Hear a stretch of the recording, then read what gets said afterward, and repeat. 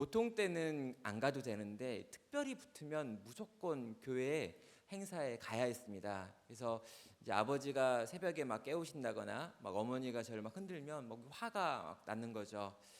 왜 꼭 이런 특별을 붙여가지고 그것도 이 추운 날 우리를 다 끌고 가서 재우는 건가, 그런 생각이 늘 있었습니다. 오늘도 아마 따라오신 이 젊은 분들도 어린 분들 중에는 그런 마음으로 오신 분도 있을 것 같고, 저희 아이도 그런 마음으로 온 것 같은데, 하나님께서 특별한 은혜를 부으셔서 또 함께 할 수 있으면 감사하겠습니다.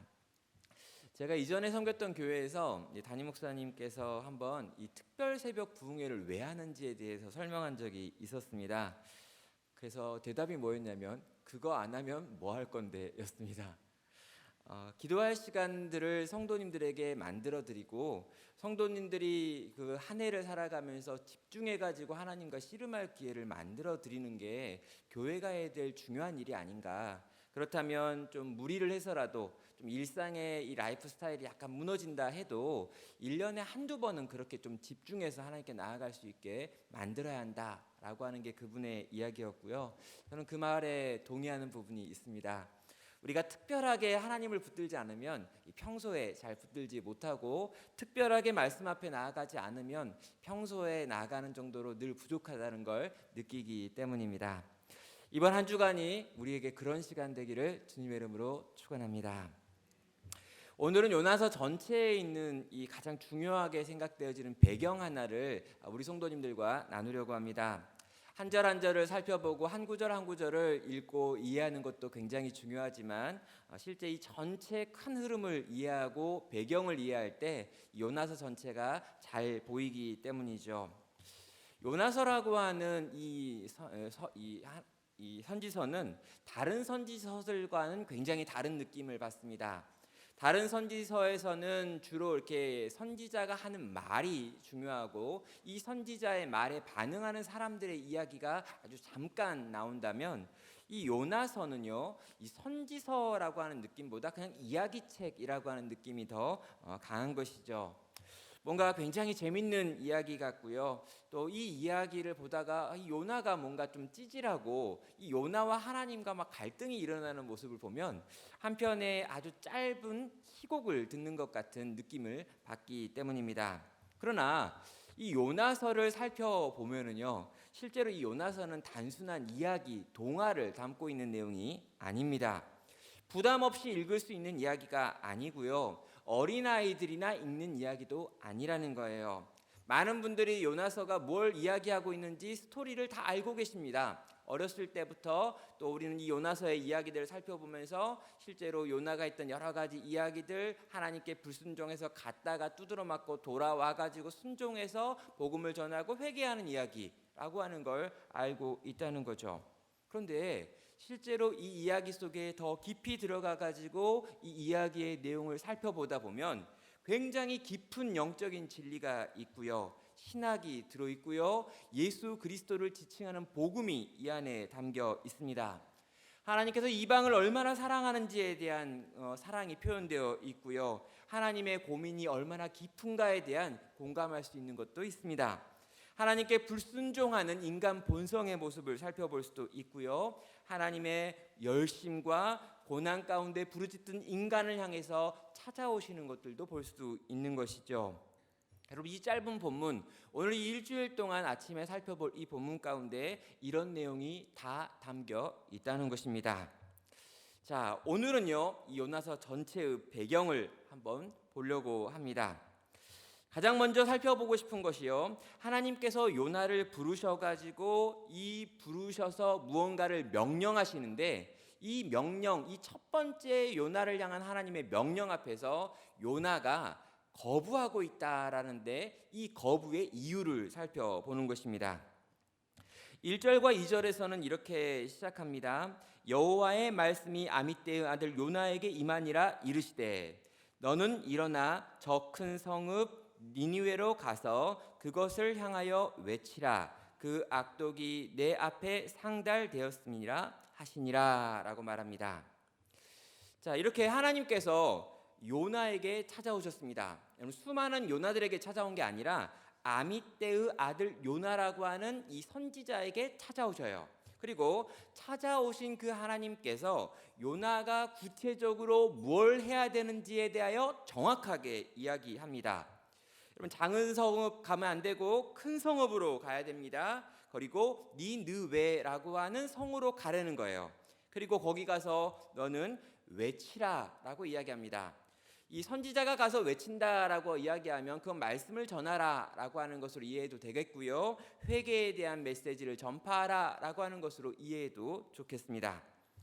자, 그들의 악독이 지금 흘러 넘치고 있기 때문에 그 악한 성읍에 가서 그 성읍에 있는 자들을 향해서 하나님의 말씀과 회개의 복음을 전하라라고 하는 것이 하나님의 명령이었죠. 그런데 이 명령을 받은 요나의 반응이 우리가 생각하고 이미 알고 있는 대로 그러나라고 하는 반응입니다. 요나는 이 말을 듣고 선지자였기 때문에 네, 알겠습니다 라고 대답을 하고 가야 했습니다. 그런데 요나는 그러나라고 반응해요. 가지 않습니다. 니느웨로 가지 않고 다시스라고 하는 반대편을 향해서 가고 있는 요나의 모습이 3절에 나오고 있죠.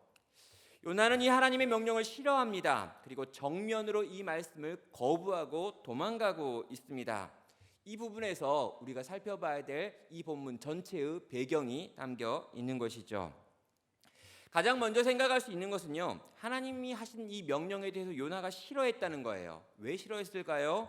북이스라엘의 입장에서 이 아수르라고 하는 이 니느웨를 이 수도로 하고 있는 나라가 아주 원수 나라였기 때문입니다. 자, 이 이스라엘과 가장 적대적인 나라 중에 하나가 아수르였고, 특별히 이 아수르가 힘을 갖기만 하면 끊임없이 이 이스라엘을 공격하고 못 살게 굴었습니다. 지금 잠깐 아수르에 문제가 생겨가지고 지금 세력이 뒤로 물러나 있긴 하지만 이 아수르의 세력이 회복된 다음에 곧바로 쳐들어와서 없애는 나라가 바로 북이스라엘입니다. 그러니까 북이스라엘과 아수르와의 관계가 너무나 적대적인 관계였기 때문에 아수르에 가가지고 아수르의 수도에 가가지고 그 무너져가고 곧 하나님의 심판을 당할 그 성에서 회개의 복음을 전하라라고 하는 말은 이 요나의 입장에서 적국의 한복판에 가서 적국의 사람들을 회개시켜서 그들도 예수 믿고 복을 받게 만들어라 라고 하는 명령과 같았다는 것이죠. 우리는 이 감정이 어떤 감정인지에 대해서 느낄 수 있습니다. 왜냐하면 가까운 곳에 있는 일본이라고 하는 나라를 볼 때 가끔 우리는 그런 생각을 하기 때문이죠. 우리나라를 침략하고 우리나라를 거기서 많은 것들을 수탈해 갔던 이런 역사가 있기 때문에 그 나라에 가가지고 무언가 복음을 전하라라고 이야기할 때 우리 마음 가운데 굳이 꼭 그 나라에 가야 됩니까? 라고 하는 생각이 드는 거예요. 우린 그 나라를 좋아하지 않습니다. 그 나라를 섬기고 싶은 마음이 없습니다. 그 나라가 회개되는 걸 원하지 않아요. 그 나라가 그렇게 망했으면 좋겠습니다 라고 하는 정서가 우리 가운데 있을 수 있다는 것이죠. 그리고 요나 역시 그런 감정과 정서가 있었을 것이다 라는 생각을 할 수 있습니다. 요나는 그 명령을 듣고 도저히 가기가 싫고 도저히 갈 수가 없어서 결국에는 이 성과 반대편에 있는 다시스를 향하여 도망가게 된 것이죠. 자, 그런데요, 우리가 단순하게 요나가 이 아수르를 너무너무 싫어해가지고 아수르의 복음을 전하기 싫어서 도망갔는가라고 물어보면 조금 더 깊은 이유가 있습니다. 단지 그것도 문제이지만 그것보다 더 심각한 문제가 그들 가운데 있었다는 것이죠. 그래서 3절 그러나라고 시작되어지는 이 절을 조금 더 깊이 살펴봐야 합니다. 우리는요, 이 요나가 도망치고 있는 장면을 보면서 이 요나서에 있는 요나를 처음부터 뭔가 좀 부족한 선지자라는 생각을 가지고 봅니다. 그리고 요나서를 읽다 보면 하나님과 요나가 막 대화를 하는데 막 대놓고 하나님을 향해 막 대들고, 또 하나님이 뭐라 그랬는데 거기에 대해서 막 난 싫어요 막 이런 얘기하고, 이 4장 가면 더 장난 아닙니다. 1장에서는 그냥 도망만 가는데 4장에 가면 막 하나님과 싸우고 있는 요나가 있어요. 그래서 요나서를 보는 대부분의 우리들은 요나가 선지자들 중에 약간 하급이 아니었을까라는 생각을 하는 경향이 있습니다. 선지자들도 막 급이 있는데 막 이렇게 이사야 뭐 엄청 대단하고 막 엘리야 뭐 이런 엄청난 사람들인데, 이렇게 엄청난 사람들에 비해서 요나는 저 끝에 있는 선지자기는 선지자인데 수준이 아주 떨어지는 그런 선지자다라는 생각을 가지고 약간 요나를 우습게 보는 경향이 있습니다. 근데 여러분, 요나는요 그 정도로 웃을 정도의 사람이 아니라는 거예요. 아니, 우리들 중에도 어떤 사람들은요, 우리가 정말 원수같이 생각하는 어떤 나라가 있다 할지라도 하나님이 가서 복음을 전하라 그러면 그렇습니다, 원수도 사랑하라 하셨는데 가야지요 라고 하면서 이를 악물고 가서 거기서 복음 전하는 분들이 있단 말입니다. 여러분, 요나는요 우스운 선지자가 아닙니다. 요나는요 그 시대 북이스라엘에서 가장 유명한 선지자였고 가장 강력한 선지자였으며 하나님의 말씀을 전했고 그 전한 말씀이 실제로 응했다라고 하는 약속을 받은, 이적이 일어난, 약속이 성취된 예언자 중에 한 명입니다. 왕하 14장 25절을 보면 요나가 처음으로 등장하고 있습니다. 그러니까 요나서에만 요나가 등장하는 게 아니라 이스라엘의 역사에 해당하는 열왕기하 이 14장에도 이미 있다는 거죠. 열왕기하 14장 25절을 보면 이스라엘의 하나님 여호와께서 그의 종 가드 헤벨 아미떼의 아들 선지자 요나를 통하여 하신 말씀과 같이 여로보암이 이스라엘의 영토를 회복하되 하맛 어귀에서부터 아라바 바다까지 하였느니라고 말합니다.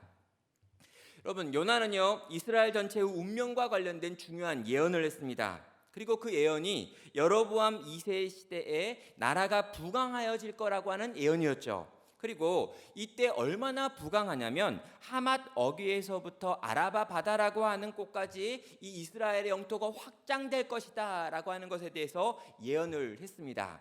근데 여러분, 이 지역이 어디까지냐면 이 솔로몬이 다스렸던 그 시대를 전부 회복했다라고 하는 뜻이에요.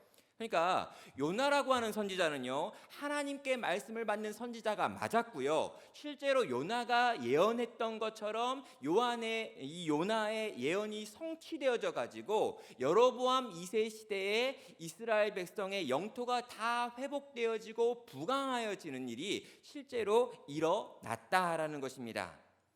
요나는요 그 북이스라엘이라고 하는 선지자가 나오기 어려웠던 동네 그 나라에서 가장 중요한 선지자였고 가장 강력한 선지자였고 하나님의 뜻을 정확하게 아는 선지자였고 그 말을 선포했고 실제로 그 말이 응함을 얻은 그런 선지자였다는 것이죠. 요나는 그 시대 최고의 선지자 중에 한 명이었습니다. 그는 시시하지 않았습니다. 감정에 휘둘리는 사람이 아니었습니다. 그는 하나님께 완전히 붙어있는 사람이었고 하나님의 뜻을 정확하게 아는 선지자 중에 한 명이었다는 거죠. 그런데 여러분, 이 요나는 왜 하나님의 명령 앞에서 지금 거부하고 도망가는 것으로 3절에서 반응하게 되는 걸까요? 요나의 시대를 우리는 이해해야 합니다. 그럼 요나의 시대는요 여로보암 2세가 왕으로 다스리고 있던 시대였습니다. 솔로몬 왕 이후에 가장 그 나라가 지금 부흥하고 있던 시기였죠. 솔로몬 이후에 나라가 둘로 쪼개어졌고 남과 북으로 나뉘었습니다. 그리고 150여 년의 시간이 지났고 여로보암 2세가 지금 이 나라를 통치하고 있습니다. 여러분, 이때까지요 북이스라엘은 단 한 번도 부강했던 적이 없습니다. 단 한 번도 주변 나라들에게 어깨를 폈던 적이 없습니다. 늘 당하고 깨지고 부서지며 살았고 쪼들리며 살았습니다. 그럼 북쪽에 있는 다메섹에 의해 공격을 당했고 아수르는 늘 그들을 눌렀습니다. 나라 안에서는 끊임없이 쿠데타가 일어났고 전쟁이 일어났고 경제적으로는 늘 궁핍한 나라가 북이스라엘이었죠. 못 먹고 못 입고 헐벗으며 살아갔던 나라가 북이스라엘이었습니다. 그런데 그 북이스라엘 150년 동안 계속해서 두들겨 맞고 있던 북이스라엘에게 지금 딱 한 번 빛이 비쳤는데 이게 이 여로보암 2세 시대에 지금 부강하게 되는 일이 일어난 것입니다. 요나 시대에 처음으로 그들은 잘 살게 된 것이죠. 요나가 예언했던 대로 이 솔로몬 시대처럼 그들은 부강해졌고 경제적으로, 군사적으로, 영토적으로 최고로 강했던 시간을 보내고 있습니다. 여러분, 여로보암 2세 때 이 이스라엘이 잘 살게 된 이유가 뭐였을까? 라고 하는 거 우리가 물어봐야 되죠. 그럼 이유가 뭐였냐면 아수르가 약해졌기 때문입니다. 여러분, 이 여로보암 2세 시대의 영토를 이렇게까지 확장하고 그들이 강력해질 수 있었던 가장 큰 이유가 뭐였냐면 아수르가 주변에 있는 다른 제국들과 전쟁을 하고 그 전쟁에 패배해가지고 지금 굉장히 작아지고 위축되어 있기 때문에 이 위축되어 있는 주변 강대국으로 말미암아 이 작았던 약했던 북이스라엘이 지금 조금 살만한 상태, 가장 살만한 상태로 부강해져 있다는 것이죠. 여러분, 아수르가 국제 정세 속에서 이렇게 약해져 있지 않다면 북이스라엘은 이 풍요를 경험할 수 없는 것입니다. 그런데 여러분, 이런 상황에서 아수르가 망하면 어떤 일이 벌어질까요? 그럼 아수르가 약해지기만 했는데 이스라엘이 이렇게 부강해졌다면, 아수르가 망한다면 이 망한 아수르가 가지고 있던 많은 것들이 북이스라엘에 흘러올 것입니다. 그렇다면 북이스라엘은 솔로몬이 경험하지 못했던 복과 그 부를 경험하고 누리게 되는 것이죠. 여러분, 이스라엘의 풍요와 번영이 약속되는 것입니다. 아수르의 수도였던 이 니느웨가 망한다면 아수르도 망하는 것이고 이스라엘은 아주 오랜 기간 이 풍요와 번성을 누릴 수 있게 되는 것입니다. 요나가 니느웨가 회개하는 것을 기뻐하지 않았던 이유가 바로 이것인 것이죠. 그럼 여기에요, 조금 더 깊이 들어가 보면은 이 선지자가 갖는 선지자로서의 고민이 있습니다. 무엇일까요? 이스라엘 백성에게 오래간만에 주어져 있는 이 번성과 풍요의 이유가 무엇이었는지에 대해서 이 선지자는 알고 있었기 때문이죠. 자, 이스라엘이 왜 이토록 호황을 누리고 있는가? 하나님께서 이스라엘이 왜 이렇게 부흥하고 번성할 수 있도록 도와주고 계신가에 대해서 이 요나는 정확하게 아는 것이 있었습니다. 뭐냐면 지금 하나님께서 우리에게 복을 주시고 우리를 번성하게 하시고 우리를 풍요하게 해주는 건 맞는데 이것이 우리에게 주는 상이 아니다라고 하는 생각이 요나에게 있었습니다.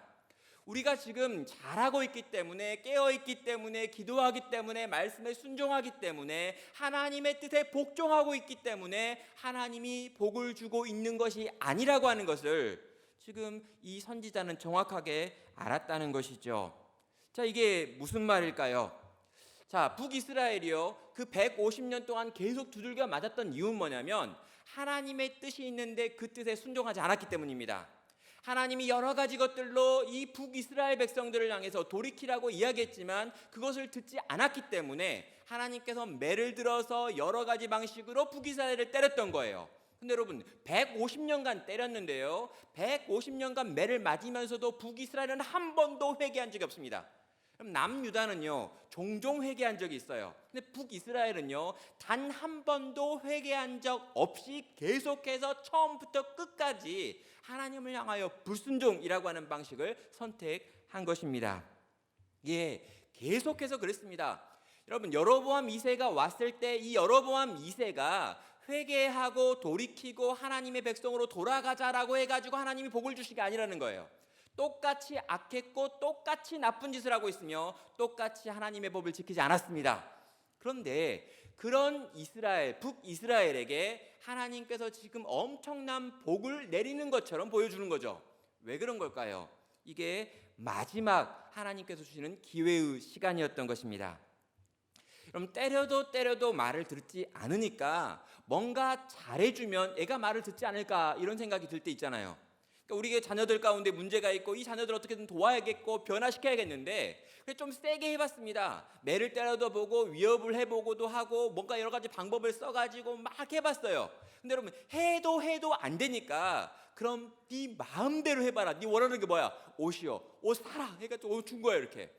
그러니까 이렇게 처음에 막 어떻게 해보려고 좀 이 죄를 좀 짓지 않고 돌이키라고 여러 가지 매를 때려봤는데 안 들으니까 이거 때리는 거 더 이상 아무 효과 없으니까 혹여 잘 먹여주면, 혹여 잘 입혀주면, 혹여 진짜 그렇게 갖고 싶다는 핸드폰 사주면 애가 말 좀 잘 들으면서 돌이킬까라는 생각에 하나님께서 북이스라엘에게 이런 번영을 마지막 기회로 허락하셨구나라고 하는 것을 이 하나님의 선지자였던 요나는 알고 있다는 것이죠.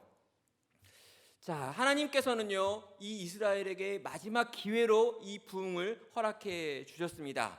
그런데요, 이 번성이 왔고 이 번성을 경험하고 있는 북이스라엘의 반응이 어떤 것이냐? 그들은 회개하지 않았습니다. 하나님께서 이 기간에 요나를 보내고 아모스를 보내고 호세아라고 하는 선지자들, 우리가 알고 있는 유명한 선지자들을 한꺼번에 다 보냈습니다. 이 여로보암 2세 시대에 어떻게든 하나님께서 이스라엘 백성을 돌이키게 만들려고 계속해서 선지자들을 보내서 그들의 죄를 책망하며 돌이키라고 이야기했지만, 북이스라엘은 이 번영의 시기에도 여전히 하나님의 뜻에 돌이켜 회개하지 않고 끝까지 죄를 지었다는 것이죠. 그들에게 남겨져 있는 시간이 별로 없음에도 불구하고 그들은 그 남겨진 시간이 풍요했기 때문에 아주 만족해하며 즐거워하면서 선지자들을 치고 선지자들의 말에 순종하며 나오지 않았던 것입니다. 하나님께서 이렇게까지 기회를 주면 이 기회에 돌이켰다면 얼마나 좋았을까라는 생각을 합니다. 그런데 그들은 돌이키지 않았던 것이죠. 끝까지 그들은 죄 가운데 있었고 회개하지 않고 끝까지 그 죄를 향하여 달려나가고 있는 모습을 보게 됩니다. 자, 여러분, 이런 게 여로보암 2세가 치리했던 북이스라엘 상황이었습니다. 하나님이 번영을 주셨으나 이 번영 속에서 하나님을 향한 불순종을 포기하지 않는 상태였죠. 여러분, 요나가 보기에 어땠을까요? 이제 이 북이스라엘이 얼마 남지 않았구나, 이제 정말 끝나겠구나 라고 하는 위기감이 요나의 마음 가운데 있는 겁니다. 그런데 이 요나에게 하나님께서 어느 날 갑자기 찾아오셔가지고 이렇게 명령을 하지요. 너는 일어나 저 큰 성읍 니느웨로 가서 그것을 향하여 외치라. 그 악독이 내 앞에 상달되었음이니라 하시니라. 한마디로 뭘까요? 이 아수르를 회개시키라는 것입니다. 요나야, 너는 빨리 가서 아수르를 회개시켜라. 아수르를 돌이키게 만들어라 라고 하는 게 그에게 떨어진 명령입니다. 다시 말하면 하나님께서 이 아수르에게 기회를 주시겠다라고 말하고 있는 것이죠. 내가 얼마간 이 이스라엘 백성에게 기회를 주려고 이 아수르를 눌러놨는데 이제 이 아수르를 회복시켜서 아수르를 강하게 만들겠다라고 이야기합니다. 이 말이 무슨 말입니까? 이제 아수르가 강대해져서 북이스라엘을 이 땅에서 지워버릴 것이다 라고 하는 것과 연결되어지는 표현인 것입니다. 요나가 하나님께 받은 명령은 그저 평범한 말이 아닙니다. 여러분, 요나가 하나님께 받은 이 때가 만약에 아주 평범한 때였더라면 그래, 너는 정말 네가 싫어하고 미워하지만 그러나 가가지고 그들을 도와서 그들을 회개시키는 일을 한번 했으면 좋겠다 정도로 이해할 것이었다면 문제가 되지 않아요. 근데 여러분, 지금 아수르에 가가지고 아수르가 회복되면 이스라엘이 죽는데, 그런 상황 가운데 아수르의 한복판에 가가지고 그들을 회개시켜가지고 그들로 하여금 강대해지게 만드는 그 일에 네가 참여해야 된다라고 하는 명령이 요나를 향한 하나님의 명령이었던 것입니다. 여러분, 이 명령에 요나는 순종할 수가 없었던 것이죠. 엄청난 부담이었습니다. 요나가 만약 아수르를 회개하게 만들어서 아수르가 강대해지면 자기 민족 북이스라엘이 이 땅에서 지워지는 것입니다. 하나님께서 원수들에게 말씀을 주고 하나님께서 원수들에게 은혜를 베풀고 그들에게 회개의 기회를 주고 저들을 돌이켜 회개하게 만들면 어떤 일이 벌어지는가? 요나의 눈에는 그게 보이는 것입니다. 여러분, 아수르는요, 지금 가만두면 망합니다. 그들의 악독이 내 앞에 상달된 상태이기 때문에 이대로 놔두면 그들은 그들이 가지고 있는 악으로 망하게 되어 있습니다. 가만히만 두면 돼요. 가만히만 두면 아수르가 망하고 우리나라가 사는데, 지금 하나님께서는 그 죽어가고 있는 아수르를 살리라고 명령하고 있습니다. 여러분, 요나가요, 이 아수르가 지금 아주 강력한 나라고 죄로 가득한 나라고 아주 이렇게 흉측한 나라이기 때문에 그 나라에 가가지고 복음을 전하면 이 복음 듣고 사람들이 안 변할 거라고 생각한 게 아닙니다. 여러분, 거기 가가지고 내가 하나님의 말씀을 전하면 그 악한 아수르가 회개할 거라는 확신이 있는 거예요. 왜요? 여러분, 하나님은요, 하나님이 원하시고 바라시면 반드시 성취됩니다.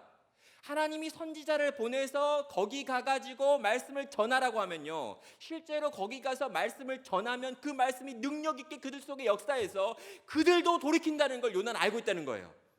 요나는 하나님을 알고 믿고 있었습니다. 그의 능력이 어떠시며 그가 어떤 성품을 가지고 있는 분인지 정확하게 아는 거였어요. 요나는 내가 가면 아수르가 회개할 거다. 아수르가 회개하면 다시 부흥할 거다. 그리고 그들이 부흥하면 우리 이 민족 가운데 쳐들어와서 정신 못 차리고 있는 우리들이 다 죽게 생겼구나라고 하는 걸 정확하게 알았기 때문에 그 아수르의 수도에 갈 수 없었던 것입니다.